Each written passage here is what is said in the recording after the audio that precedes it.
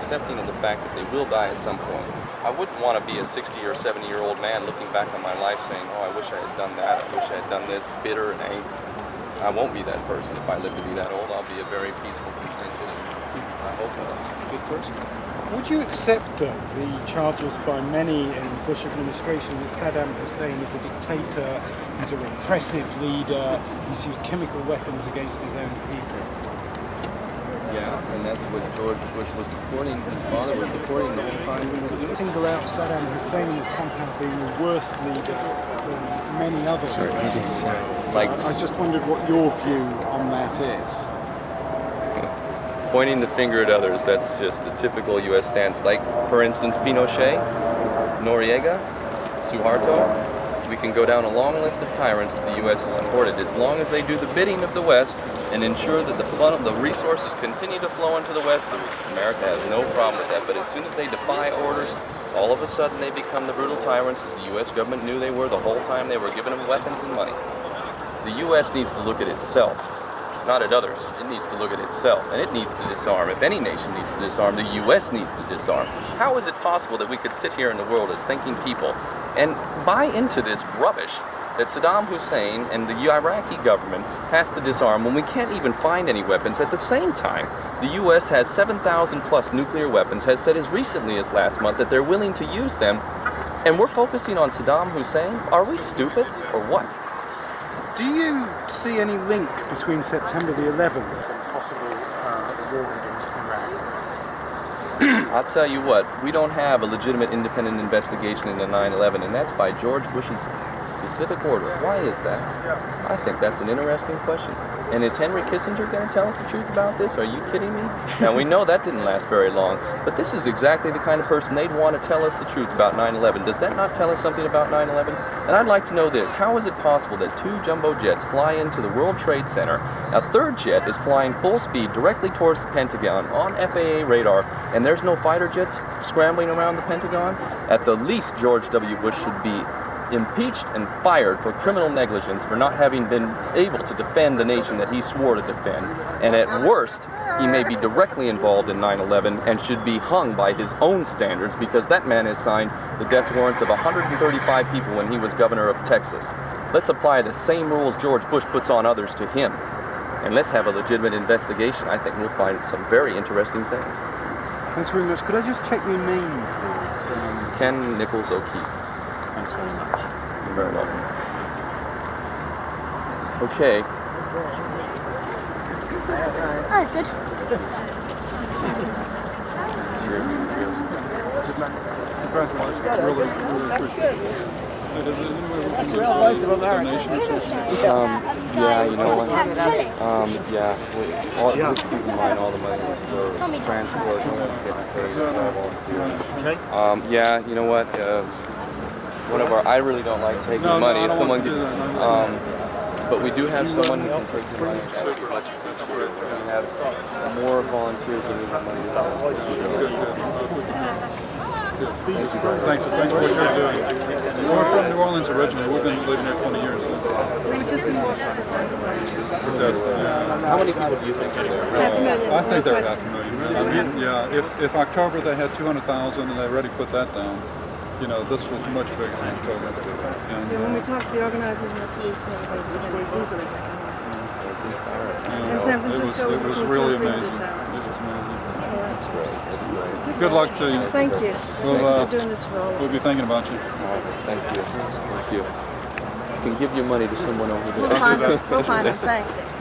What did you say was inspiring? This is the voice, real voice of America. I know, of course. Yeah, right. So this was good for you. Yeah. Yeah, no, we're all doing what we can, but he's in a position right now to be able to do something much bigger. Yeah. He couldn't watch the last night. To watch. Yeah, and the news reports tried to say between 10 and 30,000. Right, so that means where is your kid? What, is it Can I take a picture of that first? I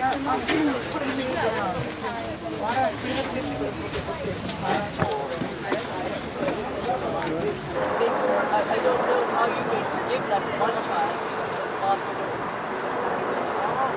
So, and the football table as well, you can leave it in a hospital.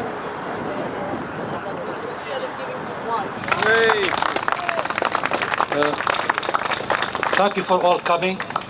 I was in Iraq about 10 days ago, and the idea came about first when I was in Iraq.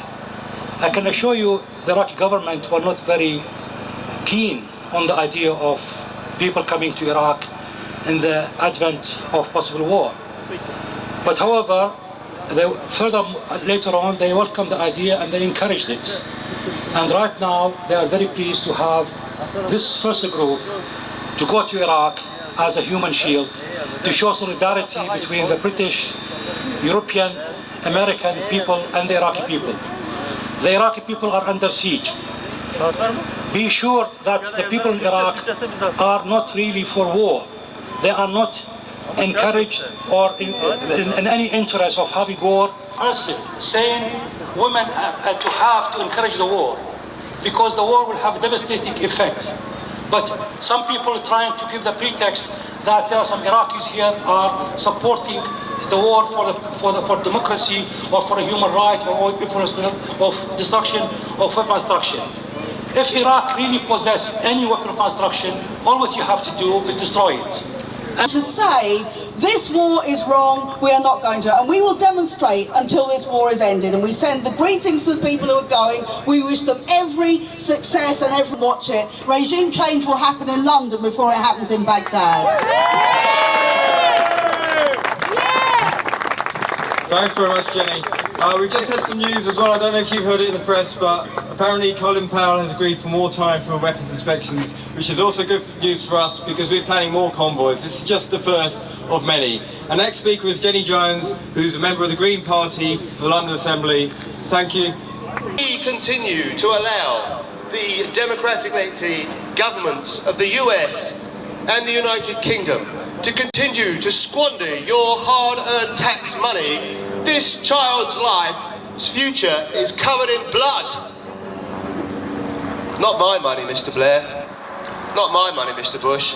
I don't ever want to earn a cent again, so I don't ever have to pay you any more money. I started this as a celebration, and it is a celebration. I didn't know these people. I've only met some of these people 2 days ago, and yet I'm about to go on an epic adventure. An adventure that will change the way that the world sees itself and sees one another. We love you. You are our brothers and our sisters, and we are honoured to represent you.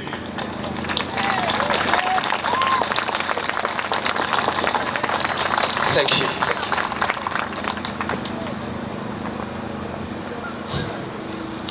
And you, thank you, mate. Yeah. The children of Earth are our future. What do we teach them? We teach them, if you have a problem with somebody, get a bigger stick than that guy, smack him over the head first time round so that he can't get you first. You and I should hang our heads in shame. because we are responsible. We democratically elect these governments. So what are we going to do about it? I just say stop the wars. Stop the rhetoric. We can see through that transparent veil as to what all this is all about. So come on, please support us. We represent you. Please support us. We will succeed. Thank you very much. Thank you, Peter. Our next speaker is another human shield, Godfrey. Johnny took God, you've got to do pennies for putting me right. Thank you very much, Godfrey. Our next speaker is another human shield. She's going out as a call courage. And another thing which is an unswerving belief that this war cannot be allowed to happen. Yeah. Here, our next speaker is the man who brought us all together, the man whose vision has inspired this whole movement, which this is just the start of. His name is Ken Nichols O'Keefe.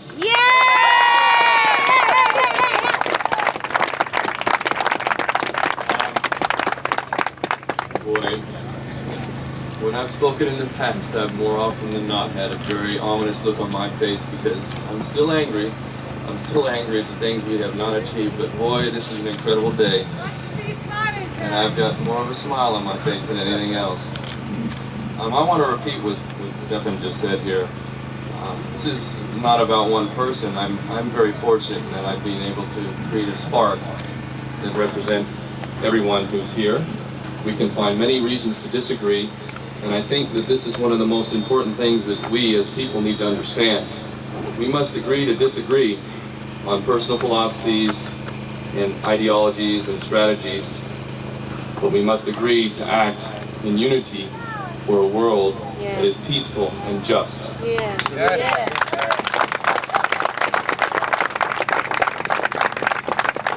think one of the greatest enemies of movements is the infighting and bickering that exists. And I've seen people in just this few weeks that's really grown massively use again and again the same excuse as to why they wouldn't join this because they disagreed with one view I have or another view that I have. And I don't understand this because my goal is peace, just as I say. And at first, in order for us to effect a peaceful world, we must speak honestly about what's happened because there are victims all around this world who've known the wrath of our governments firsthand. They've stared down the barrel of a gun. They've known their brothers and sisters, their sons and daughters being murdered, supplied by us and our governments. And when we sit here and talk about peace and fail to acknowledge our crimes because of our democratically elected governments, they see us as hypocrites. And until we can be honest about what we've done, we're not going to be able to effect the healing that is necessary to find a better world.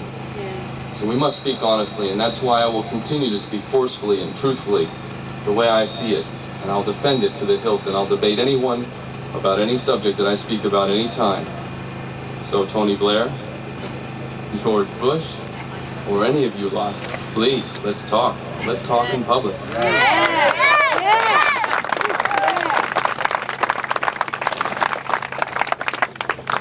I think I could say a lot of things. Well, I'm going to hold back. This is one time where I think I've spoken enough.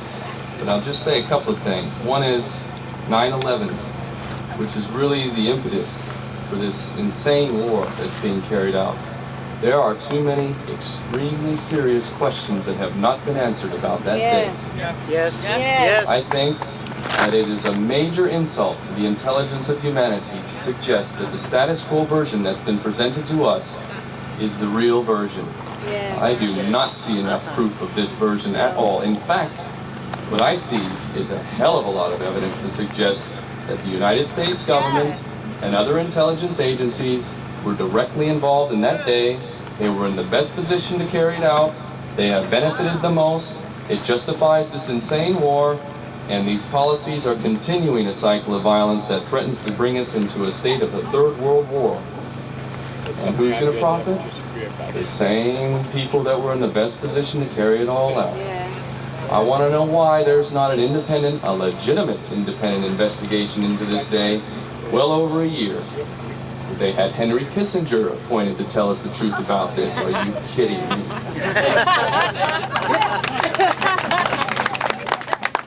Now they have a man who's directly linked to the Bin Laden family who's going to tell us the truth about that day.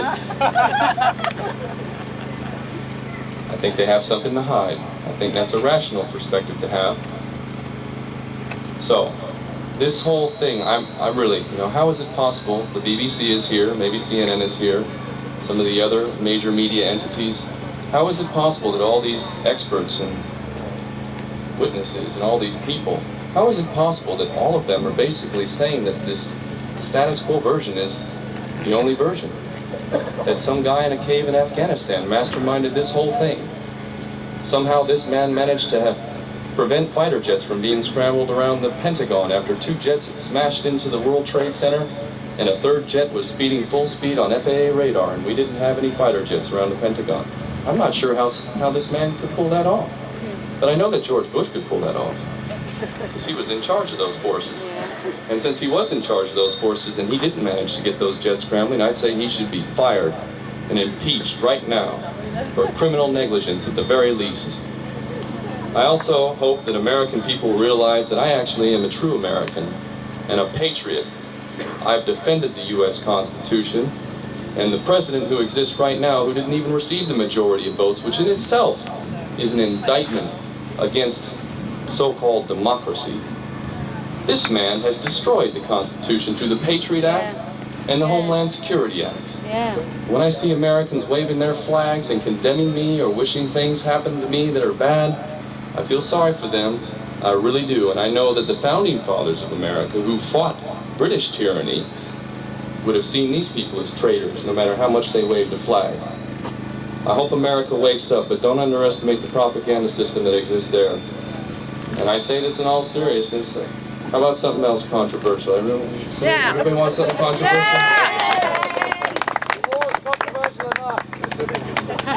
I see no major difference between Nazi Germany pre-World War II and America today. If you look at the Christian fundamentalism that exists in America right now, it is frightening, and they're telling their people that the Muslims are the enemy. If you look at the events that led up to World War II and Hitler's rise to power, you'll find a lot of similarities with what's going on in America right now. The only real major difference that I see is that the U.S. has infinitely more power than Nazi Germany ever had, and its propaganda system is far more reaching than Germany's was. Now, I'm not saying that Bush is Hitler, but give him time. Give him time.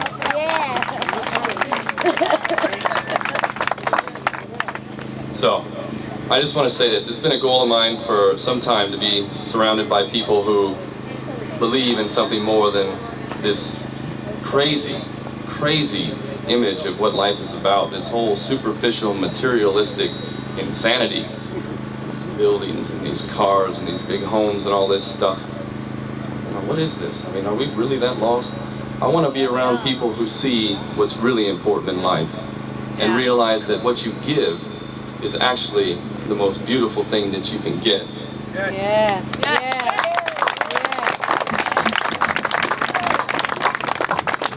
I am truly surrounded by the best of people. And I really want to thank Stefan, this man here. I've seen him stress so hard, I couldn't even tell you. He has stressed hard, he has worked night and day. I have, as a businessman, paid people good money to do a job, and they didn't work half as hard as this man has worked. Not even 1/10 as hard as he has worked. Not just him, Richard is another man who's there from the beginning. This man is helping fund our trip because we don't have enough money to pay for this from the donations we've had thus far. This isn't about money, but the fact is buses need fuel. It costs money to buy them. It costs money to get jets to be able to fly people down there. And as of right now, we've got more bodies than we have money. And this man has contributed money and time. He's leaving his family, and I have the utmost respect for him. I want to thank Christian, this man right here, because before the bandwagon was formed, he believed, he knew I was telling the truth and I was being honest, and that I had a serious goal to effect a mass migration to Iraq to stop this war because nothing else would. And before all of this happened, he believed in that. And I respect that big time. I've had a lot of people who believed in me, and I'd like to thank all of them as well. Many of them are not here. I've been very fortunate. I'm a rich man, although I have hardly a dollar in my pocket right now. I'm a very rich man. And if I die tomorrow, no one should feel sorry for me. I've had a good life. Yes!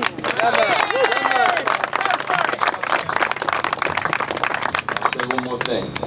And I've been saying this for some time. We as people, we have the power. It's up to us. Yeah. Stop looking at elsewhere. Yeah. Stop looking at others. Yeah. Stop looking at your governments, that's for sure. They're not going to do the right thing. No. Stop listening to the experts. Listen to yourself. Open your heart. Open your mind. Exercise your humanity. The answers and the solutions will become very, very clear. We do have the power to affect a better world. It really is up to us. And the major obstacle to achieving this goal of what humanity is capable of is ourselves, and it's up here. The revolution we must fight is in here. And when we fight that revolution and we realize that we as people can unite and affect a better world, we're going to solve all these problems and all these nasty people who've been using us. Well, now, we'll forgive them. We'll forgive them. But I say cease and desist right now. Cease and desist with this. And I hope people, I think what you're witnessing right here could very well be the beginning of a global movement that will affect the justice, that will allow for the peaceful world that all sane people want. Maybe I'm wrong, but I have a feeling. And I'm inspired. And I'm confident. So let us do what we need to do.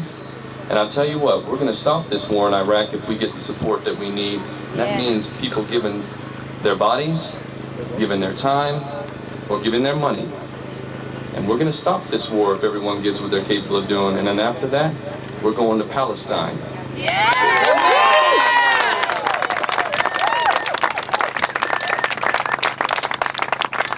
And then we're going to spread out to every place where people are being murdered in our name. We're going to spread out in numbers that are going to provide for a world that is the way it should have been a long time ago. We're going to fulfill our potential as human beings. That's the world I want to live in, and if I can't live in that world, then I don't want to live in this one. I want to see it better. So thank you all. I think I've said enough now. It's time to get on the road. I'm stressed out.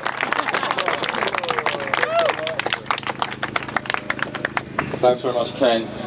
Thanks to all of you for coming. Thank you to all our human shields. They're now going to go and board the buses. We wish them Godspeed. And thank you all.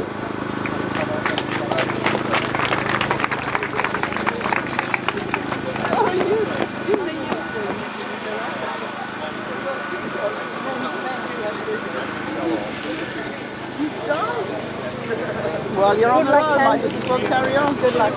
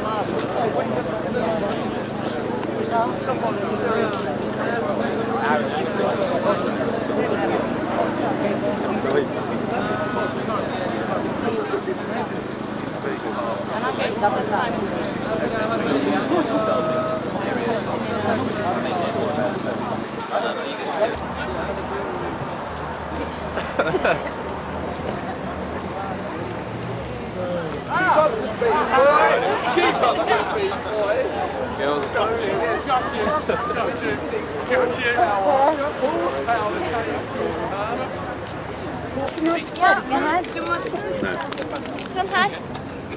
Ja. Å ja, bare presse den inn, ja. Skal vi bare skrive først? Ja, vi kan prøve. Et par ganger. Ja, ja. Ok, nå kommer det.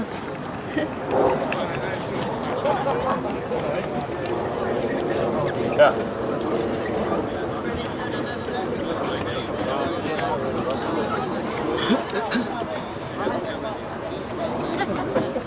Det skriver jeg også. Ja.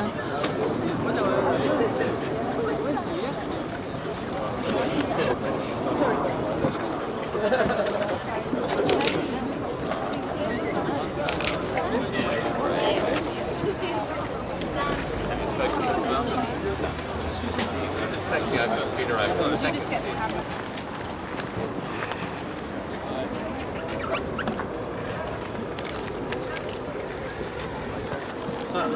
160.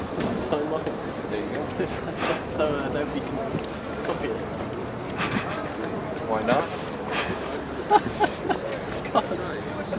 What I've done. Okay. Shall it?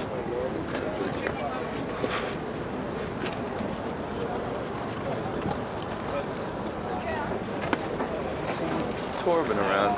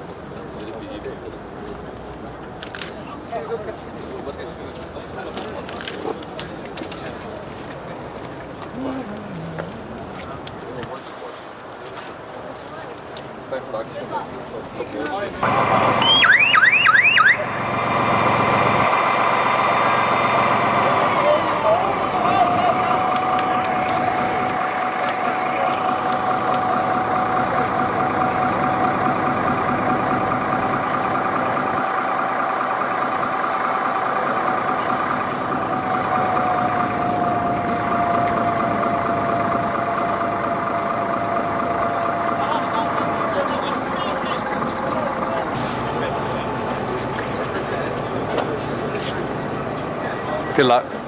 Cheers, mate.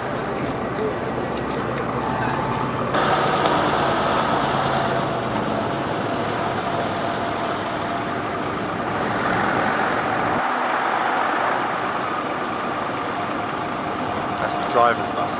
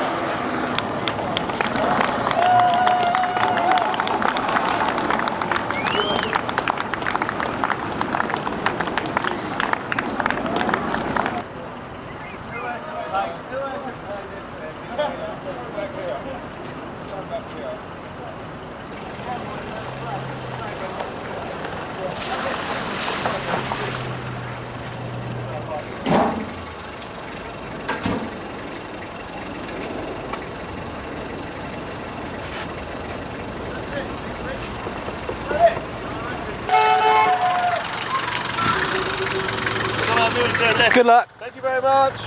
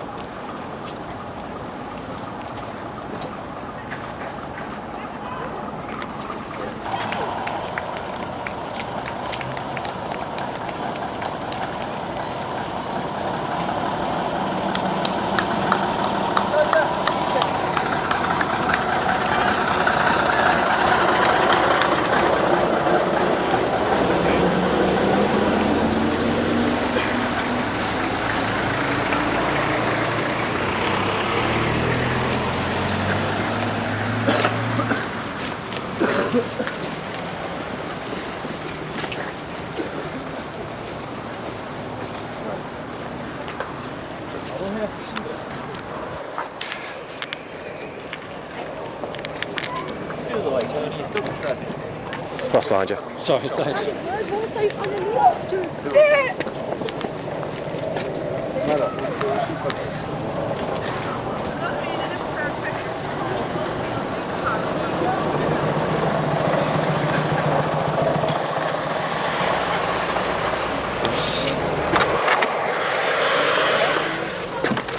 go.